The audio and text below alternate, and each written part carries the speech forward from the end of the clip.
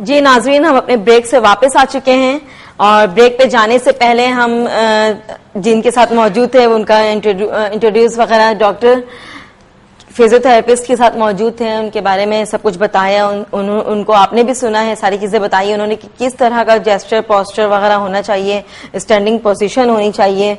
और जिस तरह आप बैठे हुए तो ये नहीं कि आप एक ही फॉर्म में जिस तरह यूं बैठ गए तो बस बैठ गए, यूं बैठ गए तो यूं बैठ गए, इस तरह से नहीं करना है। ये आपके लिए ठीक नहीं है, आपकी सेहत के लिए हार्मफुल है बहुत ज्यादा। तो अपना ख्याल रखा करें और चीजें सीखा करें, उन चीजों को खुद पे अप्लाई किया करें। ये नहीं कि बस सुन लिया मॉर्निंग शो, बस खत्म हो गया, बात खत्म हो गई। तो क्योंकि हमारी मॉर्निंग शो में हमेशा नॉलेजेबल चीजें होती हैं, कुछ इस तरह का नहीं है कि बस हमने गपशप लगाया बस उठकर चले गए। तो नॉलेज वाली चीजें होती है, नॉलेज हासिल क्या करें और उन सब चीजों को अप्लाई क्या करें अपने ऊपर, सेहत का ख्याल रखा करें। आप हमारा फेसबुक पे हमारा पेज मौजूद है, आप वो लाइक कर सकते हैं, हेलो हेलो मॉर्निंग का, HELLO hello HELLO hello MORNING hello hello morning का पेज है। आप हमें कांटेक्ट कर सकते हैं, कॉल करें। लाइव शो हमारा चल रहा है, हमारे साथ अच्छे अच्छे स्पेशलिस्ट लोग बैठे हुए होते हैं। डेंटिस्ट, जैसे डेंटिस्ट हैं तो उनके सर्जन बैठे होते हैं, डॉक्टर्स वगैरह बैठे होते हैं सारे। तो आप कॉल करें और कॉल करें, मशवरे लें, बातें पूछें, सब कुछ पूछें, क्योंकि इससे आपकी नॉलेज में इजाफा होता है, आपकी जो जिंदगी होती है वो आसान हो जाती है।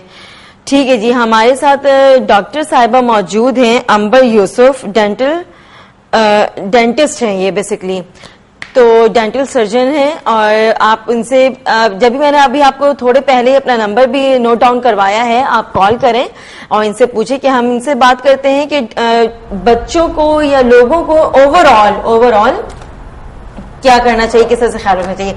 अस्सलाम वालेकुम। वालेकुम अस्सलाम। कैसी हैं आप? अल्हम्दुलिल्लाह बिल्कुल ठीक ठाक। अच्छा जी, अंबर साहिबा आप हमें ये बताएं कि ब्रशिंग जो होती है बच्चों की, ब्रशिंग किस तरह से करनी चाहिए, किस तरह से कितने टाइम करना चाहिए। हाँ। और क्योंकि मुझे और एक नॉर्मल लोगों को इतना आइडिया नहीं होता है, नहीं पता होता है, जो घरेलू लोग होते हैं, खवातीन होती हैं, बट जो स्पेशलिस्ट होते हैं, डेंटिस्ट होते हैं, उनकी तो जो सर्जन है उनकी बात कुछ और होती है।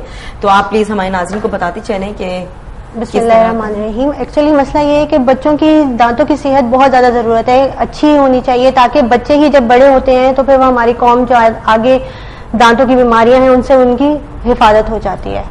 सबसे पहले तो ये कि हमारे इस्लाम में ही सफाई निस्फ़े ईमान से लेकर आ दिया गया कि भाई सफाई अगर आप रखेंगे तो वो चीज सेहतमंद रहेगी और आपकी दांतों की प्रॉब्लम्स नहीं होंगी। और दांतों की सफाई तो रसूल करीम सल्लल्लाहु अलैहि वसल्लम ने कहा कि अगर मेरी कौम पे बार ना गुजरता तो मैं 5 टाइम मिसवाक का हुक्म मतलब फर्ज करा दिया जाता। जी जी जी। तो बच्चों के जब पहला दांत इरप्ट हो रहा हो तो उस वक्त बच्चों के लिए नॉर्मली कहा जाता है कि आप डेंटिस्ट के पास विजिट करें, लेकिन ज्यादातर माएँ बिल्कुल इस तरफ ध्यान नहीं देती हैं, बल्कि ये है कि बच्चों को मीठी बॉटल्स जो है वो दूध की रात को दे दी जाती हैं, जिसकी वजह से मसला ये होता है कि बच्चों को रात भर जो एसिडिक मीडियम उनके मुंह में हो जाता है, तो उसकी वजह से वहां पे दांतों में कीड़ा लगने के चांसेस बहुत ज्यादा बढ़ जाते हैं। और बहुत एक नॉर्मल सिनेरियो हमारे पास आता है कि सारे दांत काले हो रहे हैं बच्चों के, और माएँ कहती हैं पता नहीं बच्चा तो हमारा भी मीठा भी नहीं खाता, कुछ नहीं करता, छोटा सा बच्चा है, 1.5 साल का, 2 साल का, ऐसा क्यों हुआ? तो बेसिक प्रॉब्लम जो आ रही होती है बॉटल फैट सिंड्रोम कहलाता है, जिसकी वजह से ये होता है कि मीठा दूध जो है वो रात भर बच्चों के मुंह में रह के और वहां पे एसिडिक एनवायरनमेंट जो है बैक्टीरियाज को फ्लरिश करता है।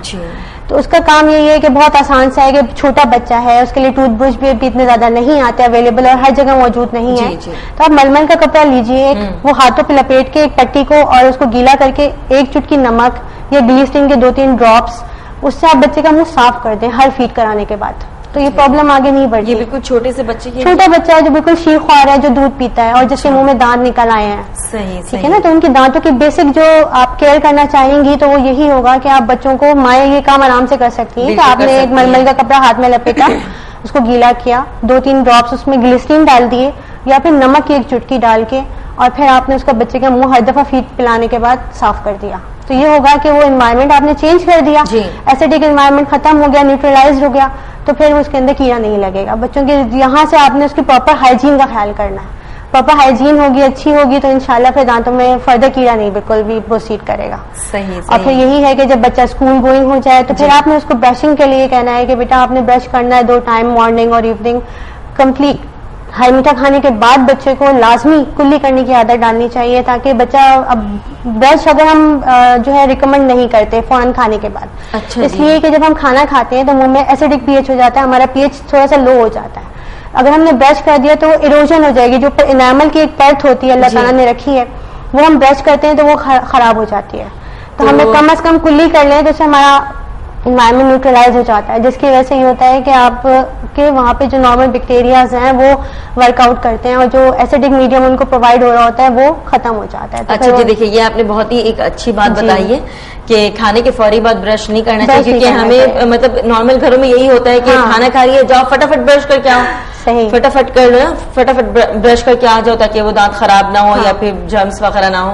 तो फौरी बात नहीं करना चाहिए, आफ्टर 15 to 20 मिनट्स, ताकि वो थोड़ा सा पीएच जो है वो बैलेंस हो जाए। आप कुल्ली कर लीजिए फौरन जाके, मुंह वॉश आउट करेंगे तो कुल्ली करने से जितने भी आपके मुंह में रेजिडुअल जो फूड है वो निकल जाएगा। सही सही। तो हमारा मेन काम ही यही है कि हम वहाँ से एनवायरनमेंट चेंज कर दें। लोग ऐसे ही करते हैं ना कि सेहत का ख्याल, यही सारी चीजें जो होती हैं वही तो सेहत खराब कर रही होती हैं। हाँ, और फिर अवेयरनेस नहीं होती है लोगों में, छोटी छोटी चीजें होती हैं जिनका हम केयर नहीं कर रहे होते हैं बिल्कुल भी, और फिर हम खुद ही कह रहे होते हैं कि ये क्या हुआ है, हमारे दांत अच्छे वाले थे कि हमने तो आज तक नहीं किया। जी सही। अरे तो लोग चेकअप भी कराने नहीं आ रहे होते हैं, दांतों की तरफ इतना ख्याल ही नहीं करते हैं। कहते हैं कि ना, मैं आपको एक मजेदार वाकया सुनाऊं कि हमारे हॉस्पिटल में कैंप वगैरह लगते रहते हैं, तो हमारी एक पेशेंट आई, मैंने कहा आपने लास्ट टाइम कब चेक कराया था? कहने लास्ट मेडिकल कैंप में चेक कराया। ये लोग बहुत ज्यादा ऐसा करते हैं। हाँ, बिल्कुल मतलब दांतों को इस तरह से किया हुआ उन्होंने कि मुफ्त में अगर चेकअप हो रहा है तो ठीक है, उसके बाद वो दोबारा नहीं आएगा। मैंने कहा आप नेक्स्ट कब आएंगी अब आप इंशाल्लाह। कितनी फनी सी बात है कि मतलब आपकी चीज है, सोच ऐसी है लोगों की, सोच ऐसी हो गई है कि बस पैसे देकर चेक नहीं कराना है। बिल्कुल, दांतों का आप इलाज मुफ्त में करवा लीजिए, क्योंकि बेसिकली हम जो मुंह में चीजें इस्तेमाल कर रहे होते हैं थोड़ी एक्सपेंसिव होती है, क्योंकि वो बायो हमारी जो कंपैटिबल चीजें होती है वही इस्तेमाल कर सकते हैं हम मुंह के अंदर, क्योंकि वो लाइफ लॉन्ग आपके मुंह में रहती है। आपके मुंह के अंदर ऐसी चीज होनी चाहिए जो आपके लिए हार्मफुल ना हो, बॉडी के लिए हार्मफुल ना हो।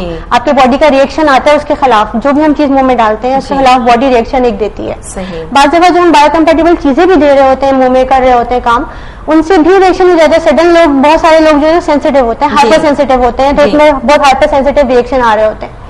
तो उसके अंदर तो बिल्कुल मेडिकल साइंस जो है वो बेचारी एक्सक्यूज करती है कि भाई इसमें हमारा कोई वो नहीं होता, इनमें नॉलेज डिफर करती है हर पेशेंट टू पेशेंट, हमें रिस्पॉन्स मिलता है।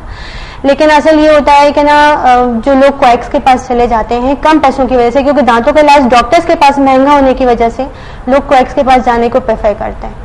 और क्वैकरी जो है तो नहीं होते हैं ना, नहीं वो बस वो डॉक्टर्स भी नहीं होते हैं, वो लोग हमारी असिस्टेंट्स होते हैं या फिर उन्होंने कहीं से सीख लिया होता है और ये देख देकर चीजें प्रैक्टिस कर रहे होते हैं। हाँ सही। और उनकी जो मैल प्रैक्टिस होती है वो डॉक्टर्स को बदनाम कर रही होती है कि लोगों के दिमाग में तो वो एक डॉक्टर ही बैठे हैं ना बन के, तो लोग ये सोच रहे होते हैं जी हम तो डॉक्टर के पास गए, उन्हें नहीं पता कि उनकी डिग्री है या नहीं है, पीएमडीसी अप्रूव्ड है या नहीं है। इवन डेंटल हाइजीनिस्ट जो है वो थोड़ा बहुत काम करने का उसके लिए हमारे पास है कि जी डेंटल हाइजीनिस्ट अप्रूव्ड है पीएमडीसी से जी, लेकिन जो क्वैकरी है वो बिल्कुल ही बैन होनी चाहिए हमारे मुल्क में। बेचारों के आधे से ज्यादा प्रॉब्लम हमारे क्वैक्स की वजह से हो रही होती है। सही, क्योंकि वो लोगों का फिर यही कहना होता है ना कि डॉक्टर थे और पता नहीं कैसे डॉक्टर्स होते हैं हम। अस्सलाम वालेकुम, अस्सलाम वालेकुम, हेलो, जोर से बोले, लाउडली बोले, आपकी आवाज नहीं आ रही है। हेलो, वालेकुम अस्सलाम। हेलो, जी जी बोले बोले, हम सुन रहे हैं आपको। हेलो, आप हमें बताएं आपकी प्रॉब्लम क्या है, हम सुन रहे हैं।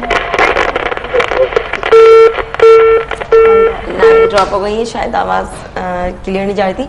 अच्छा जी, तो लोगों में यही प्रॉब्लम होती है कि वो चले जाते हैं, वो छोटे छोटे से मतलब इस तरह से जाकर बोलते हैं, हाँ, और फिर आकर घर पे ये बताते हैं कि डॉक्टर के पास गए थे, डेंटिस्ट तो आजकल क्या तो 12,000 का खर्चा बता रहा था, हमें यहाँ पे 2,000 में काम हो गया। हाँ, और जब वो 2,000 में काम हुआ तो आफ्टर 2-3 डेज आपकी चीजें जूं की तू रहती है। बिल्कुल, और मतलब उसका इवेंचुअली जो साइड इफेक्ट्स आ रहे होते हैं ना वो लॉन्ग टर्म में आ रहे होते हैं, उनको ये नहीं पता होता कि वो दांत फिक्स करवा कर आ गए, लेकिन वो कौन सा मटेरियल यूज किया है, उन्होंने क्या किया है। अब वो बेचारे 3 साल बाद 4 साल बाद जब आते हैं तो उनकी नीचे से जो हड्डी है ना वो खराब होनी शुरू हो चुकी होती है। खुदा ना खास्ता जो ना, अगर वो बहुत लेट स्टेज में आते हैं तो वहाँ कैंसर भी डेवलप हो जाता है। बेसिकली जो मटेरियल वो लोग यूज कर रहे होते हैं वो बायोकम्पैटिबल नहीं होते, वो हमारे लिए हार्मफुल होते हैं। उसके अंदर से ऐसी चीजें एवोपरेट हो रही होती है मटेरियल्स वगैरह में कि वो आपकी म्यूकोजा को जी कॉल लेते प्रोटेक्टिंग। अस्सलाम वालेकुम। अस्सलाम वालेकुम।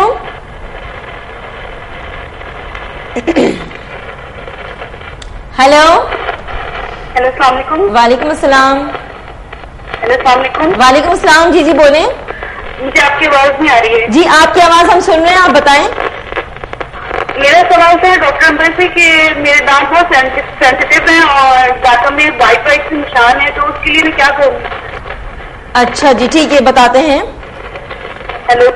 हाइपर सेंसिटिविटी बहुत ज्यादा जी, कॉमन है और क्योंकि निशान है इनके दांत हाँ में। क्योंकि लोग जो हैं ये कोलाज ड्रिंक्स वगैरह जो होते हैं बहुत ज्यादा फ्रीक्वेंटली यूज कर रहे होते हैं, वो ये सोच भी नहीं रहे होते हैं कि उनका जो एसिडिक मीडियम है वो आपके दांतों को कितना ज्यादा नुकसान पहुंचा रहा है।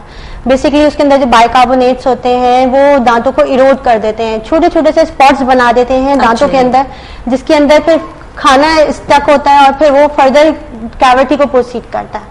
और जो व्हाइट व्हाइट स्पॉट्स बन गए हैं ना, इनका फ्लोराइड की कमी की वजह से हो रहा है। तो फ्लोराइड ट्रीटमेंट इनको क्लिनिक में आके लेना चाहिए, इंशाल्लाह उससे बहुत फर्क पड़ेगा।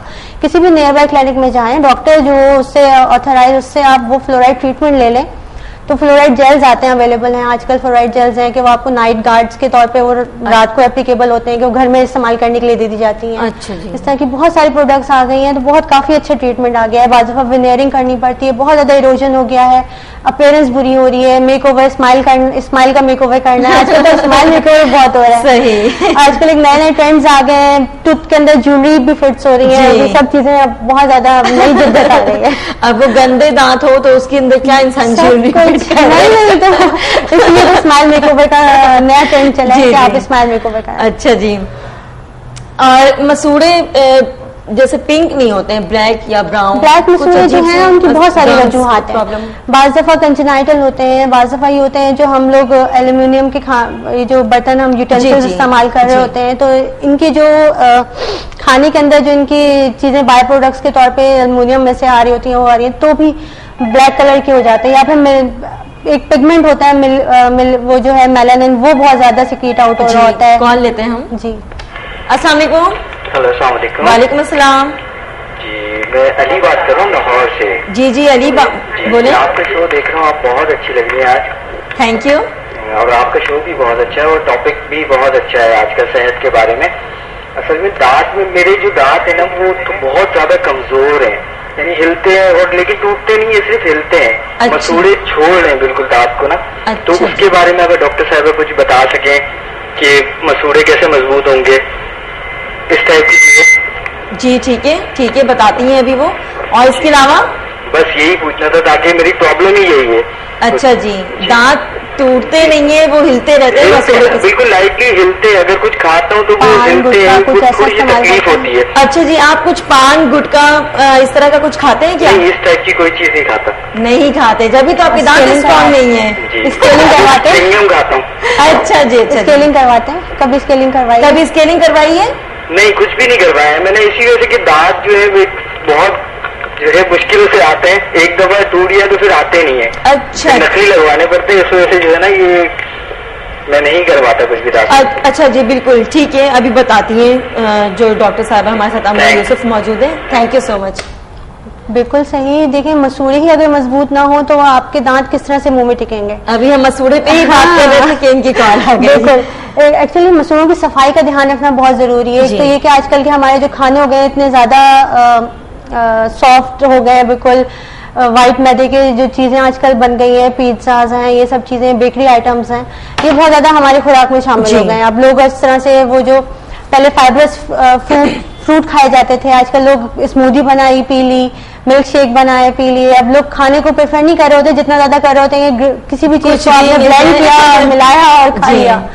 तो जो पहले हुआ करता था वो ये होता था कि हम लोग ज्यादातर फाइबरस फ्रूट्स या फिर जो रॉ मटेरियल है, रॉ फ्रूट्स जो होते हैं वो खाया करते थे, जिसकी वजह से हमारे मसूड़ों की सफाई हुआ करती थी और उसके अंदर जो भी चीज स्टिक होती थी या फिर जो आपके दांतों की सफाई और मतलब एक्सरसाइज बहुत ज्यादा जरूरी है मसूड़ों के लिए। जी। पहली बात तो ये कि वो सफाई का एक तो अपने करीबी डेंटिस्ट को चेक कराएं, स्केलिंग करवाएं। WHO रिकमेंडेड है कि साल में एक दफा या कम से कम साल में एक दफा या आप एवरी 6 मंथ पे स्केलिंग आपकी जो है रिकमेंडेड है। अच्छा, क्योंकि सफाई बहुत ज्यादा जरूरी है। दांतों में जो पीछे खाना फंस जाता है कैलकुलस की सूरत में, वो दांतों को कमजोर कर रहा होता है। बेसिकली वो मसूड़ों को कमजोर करता है। जब मसूड़े जरा सूजन आ जाती है, उसमें से खून आने लगता है, तब पेशेंट एकदम से अलार्म होता है कि जी खून क्यों आ रहा है, क्यों आ रहा है।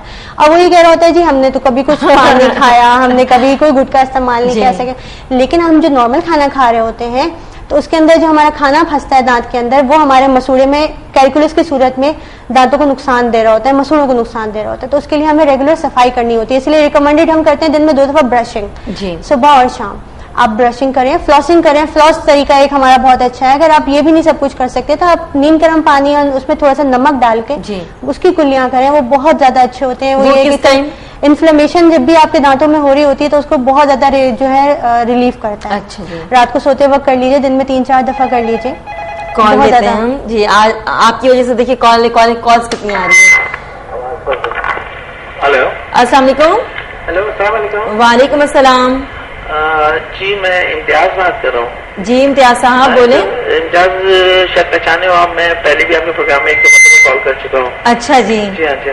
आज डॉक्टर साहब मौजूद हैं, डेंटिस्ट सर्जन है। मैं एक सवाल पूछना चाहता हूँ। स्केलिंग के बारे में जो है आमतौर पर लोगों का एक ख्याल है कि उससे दांत टूट जाते हैं, कमजोर हो जाते हैं या नुकसान हो जाते हैं या थिन हो जाते हैं। अच्छा। क्या ऐसा है कि अगर स्केलिंग कर जाए तो वो दांत उससे खराब हो जाए, टूट जाए?